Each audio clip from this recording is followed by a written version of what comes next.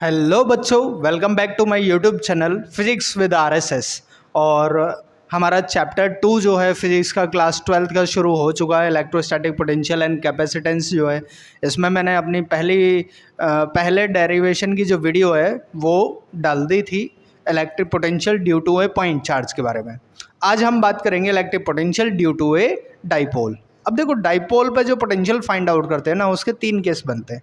एक होता है कि डाइपोल की एक्सियल पोजीशन पे पोटेंशियल निकाल दिया, क्योंकि डाइपोल की वजह से एक्सियल पोजीशन पे भी पोटेंशियल आ सकता है। दूसरा है कि डाइपोल की इक्वाटोरियल पोजीशन पे पोटेंशियल निकाल दो।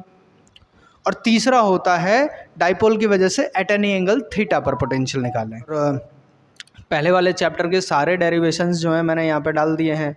आप जो है physics with RSS chapter 1 all derivation करके अगर डालेंगे तो यूट्यूब पे जो है आपको लिंक भी मिल जाएगी। यूट्यूब पे जाके सर्च करेंगे फिजिक्स विद आरएसएस, वहाँ पे आपको सारे के सारे डेरिवेशंस जो हैं चैप्टर 1 में जितने भी थे वो सभी मिल जाएंगे। अब चैप्टर 2 की शुरुआत हो गई, धीरे धीरे ऐसे ही करके जो है मैंने बीड़ा उठाया है कि पूरे क्या नाम है, पार्ट 1 पार्ट 2 दोनों के जितने भी डेरिवेशंस होते हैं उन सभी डेरिवेशन को कम से कम टाइम में और ईजी से ईजी मेथड में आप लोगों तक पहुँचाना।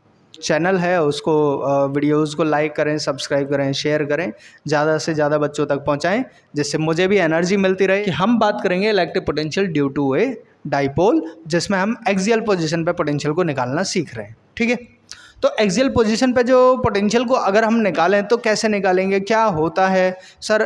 पहले तो डाइपोल ही बता दो, डाइपोल क्या होता है। हम तो पहला वाला चैप्टर पढ़ के नहीं आए आपका, ठीक है ना। तो जो बच्चे मेरा पहला वाला चैप्टर जो है क्या नाम है, इलेक्ट्रिक फील्ड वाला या डाइपोल के बारे में जहाँ मैंने डिस्कस किया है, वो वाले टॉपिक्स को नहीं पढ़ा है या पहले चैप्टर के सारे डेरिवेशंस नहीं देखे, उनके लिए फिर दोबारा से मैं डाइपोल को एक्सप्लेन कर दे रहा हूँ। ठीक है ना। ओके, तो डाइपोल क्या होता है बेटा? दो इक्वल और अपोजिट चार्जेस होते हैं जो एक दूसरे से एक छोटे से सेपरेशन पे सेट होते हैं, है ना। जैसे मैंने मान लिया ये पॉइंट ए है और ऐसा ले लेता हूँ, इसको नीचे लिखता हूँ ना, ये पॉइंट ए है, ये पॉइंट बी है, और यहाँ पे ये इन दोनों ए और बी का मिड पॉइंट है ओ। पॉइंट ए पे कोई माइनस का क्यू चार्ज रखा है, पॉइंट बी पे कोई प्लस का क्यू चार्ज रखा है। और यहाँ से अगर मैं बात करूँ पॉइंट बी से जो है, यहाँ कोई एक्सियल पोजीशन चल रही है ना, ये मामला है ना, इसी को ही आगे बढ़ा दिया, तो ये कोई पॉइंट पी है, इस पर मुझे इलेक्ट्रिक पोटेंशियल निकालना है। यहाँ पे मैं गैप मान ले रहा हूँ कि यहाँ से यहाँ तक का गैप ए है, ये भी गैप जो है सर ए है, और ओ से लेके पॉइंट पी तक का जो गैप है वो आर है। ठीक है भाई, इतनी चीज़ क्लियर हुई, ठीक है ना। और पॉइंट पी पे मुझे निकालना क्या है? इलेक्ट्रिक पोटेंशियल निकालना है। इलेक्ट्रिक पोटेंशियल निकालना है। इसमें एक खास बात ये होती है कि अगर नेगेटिव चार्ज वाला जो पोटेंशियल निकालेंगे वो नेगेटिव ही आएगा, पॉजिटिव चार्ज वाला जो पोटेंशियल होगा वो पॉजिटिव आएगा, ठीक है ना। जबकि इलेक्ट्रिक फील्ड में हम लोग ऐसा नहीं कर रहे थे अपने पुराने डेरिवेशंस में जो है, ठीक है ना। लेकिन पोटेंशियल में जो साइन चार्ज का होगा वही साइन पोटेंशियल के लिए भी हम लोग यूज़ करने वाले हैं। अच्छा, अब मुझे ज़रा ये बताओ कि पॉइंट पी का माइनस क्यू चार्ज से डिस्टेंस कितना है, मतलब ए पी जो गैप है ये कितना है? तो ए पी में देखो, ए तो ये चला और आर ये चला, तो कितना हो गया? आर प्लस ए। हाँ सर, आया समझ में। अच्छा, तो बीपी बताओ कितना होगा? बीपी के बारे में अगर बात करूंगा तो सर ये पूरा आर था, आर में से ए कम हो गया, तो कौन सा कितना बचा? आर माइनस ए। ये जो है मुझे बीपी मिल गया, ठीक है ना। अब मैं निकालूं कि electric potential at P due to minus का क्यू चार्ज, माइनस के क्यू चार्ज की वजह से पॉइंट पी पे इलेक्ट्रिक पोटेंशियल क्या होगा। तो हमें निकाल सकते हैं यहाँ पे V P is equal to आ जाएगा माइनस का K Q upon minus Q charge से यहाँ तक का पॉइंट पी तक का गैप कितना है? ए पी, तो वो आ जाएगा हमारा आर प्लस ए। तो मतलब जो पोटेंशियल निकालने के लिए हमारा बेसिक फार्मूला है वी इज इक्वल टू के क्यू बाई आर है, जो इससे पहले वाली वीडियो में मैं प्रूफ करके दिखा चुका हूँ, ठीक है ना।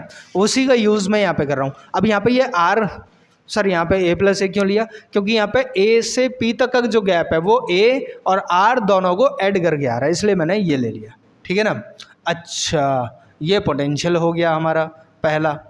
तो यहाँ पे मैं ऐसा भी लिख सकता हूँ वी पी ए करके लिख दूँ, पॉइंट ए की वजह से इसलिए पी ए। अब वी P, यहाँ पे B लिख दे रहा हूँ ताकि हमको पता चल जाए कि पॉइंट B पे है ये, ठीक है ना। और ये जो है पॉजिटिव चार्ज है, इसलिए इसका जो पोटेंशियल आएगा के क्यू अपॉन, पॉजिटिव ही रहने वाला है, और ये जो डिस्टेंस था BP था R माइनस ए, ये आया। तो नेट पोटेंशियल कितना होगा हमारा, नेट पोटेंशियल हो जाएगा VPA प्लस VPB, दोनों का सम। या फिर मैं इसको ऐसे भी लिख सकता हूँ VPB। अच्छा VPA कैसा है, ये नेगेटिव है ना, चलो यहीं पे लिख दे रहा हूँ। तो माइनस का KQ upon R plus A plus का KQ अपॉन R माइनस का A, ठीक है ना। और देखो दोनों में से कुछ कॉमन आने वाला है क्या, K और Q मुझे यहाँ पे कॉमन दिख रहा है, तो ये आएगा माइनस का 1 upon R minus A plus का 1 अपॉन, थोड़ा ढंग से लिखता हूँ, मेरी राइटिंग को क्या हो गया है, 1 upon R plus A, sorry यहाँ पे ये प्लस A था और ये माइनस A था, किसकी नज़र लग गई भाई। ओके, अब देखो नेगेटिव वाले को बाद में भी लिख सकते हो, पॉजिटिव वाले को पहले लिख सकते हो, कोई दिक्कत वाली बात है नहीं यहाँ से। तो V नेट जो है, नेट अगर पोटेंशियल में निकालूंगा तो ये आएगा KQ, यहाँ पे आ जाएगा 1 अपॉन R माइनस का A minus 1 upon R plus A, ये आने वाला है। तो ये मिल जाएगा मुझे KQ अपॉन, इन दोनों का एलसीएम लूँगा भाई, मल्टीप्लाई करूँगा तो R minus A R plus A, और इसका इससे मल्टीप्लाई होगा तो ये आ जाएगा R plus A minus R minus का A, ठीक है ना भाई। जिनको भी एलसीएम लेना नहीं आता है वो सीख लो यहाँ से। क्या करेंगे, इन दोनों नंबर का आपस में मल्टीप्लाई करो, फिर नीचे वाले नंबर का इधर, इस वाले का इधर, क्रॉस मल्टीप्लाई कर देते हैं, ठीक है ना, ऐसे करके मल्टीप्लाई कर देते हैं। ओके सर समझ आ रहा है, चलो जी बेहतरीन। KQ अपॉन, इसके ब्रैकेट को अगर मैं ओपन करूँगा तो क्या ये R प्लस A होने वाला है। अब ब्रैकेट माइनस से मल्टीप्लाई करूँगा तो माइनस का R प्लस का A। अब मुझे ये बताओ, R minus A into R plus A, अरे सर ये तो 9th में कभी आइडेंटिटी पढ़ी थी, अपन को तो इतना आइडिया भी नहीं है अभी इतना, है ना। तो A प्लस B और A माइनस B, कुछ आइडेंटिटी याद आ रही हो, सुना तो है सर पर याद नहीं आ रही है, ऐसी बातें मत करो सर, अब तो आप दिल तोड़ने वाली बातें कर रहे हो। तो ये वाला फॉर्मूला जो है हम यहाँ पे लगाते थे, A माइनस बी और A प्लस बी के लिए A square minus B square, तो यहाँ पर भी मैं वही लगाने वाला हूँ, मतलब R स्क्वायर माइनस का A स्क्वायर हो जाएगा और ये बनेगा KQ, ब्रैकेट में इस R से ये R कैंसिल आउट हो जाएगा, ऊपर आएगा 2A upon R square minus A square, K तो ऐसे ही रहने वाला है 2AQ, इसका अंदर मल्टीप्लाई कर दिया है अपॉन R स्क्वायर माइनस का A स्क्वायर। कोई दिक्कत वाली बात तो नहीं है यहाँ तक। अच्छा सर एक डाइपोल मोमेंट जैसा मैंने कुछ पढ़ा था क्या, P इज इक्वल टू, एक चार्ज होता था और दोनों चार्जेस के बीच का गैप, इसे हम बोलते थे डाइपोल मोमेंट। तो इसे 2QA भी तो बोल सकते, तो ये पूरा क्या है हमारा डाइपोल मोमेंट है। तो KP upon R square minus A square, ये जो है नेट पोटेंशियल निकल के आ रहा है, ठीक है ना। अब यहाँ पे एक खास बात क्या है कि जो A है this is very very smaller than R, A जो है R के सामने चूहा जितना छोटा है, बहुत छोटा, चींटी जैसा है, ठीक है ना। उसका स्क्वायर करा तो वो और ज़्यादा छोटा हो जाएगा। मतलब यहाँ पे मैं ये बोल सकता हूँ कि A स्क्वायर जो है ये this is very very very much much much smaller than R square. इसका मतलब ये हुआ कि R स्क्वायर में से A स्क्वायर को माइनस करो या मत करो कोई फ़र्क नहीं पैंदा।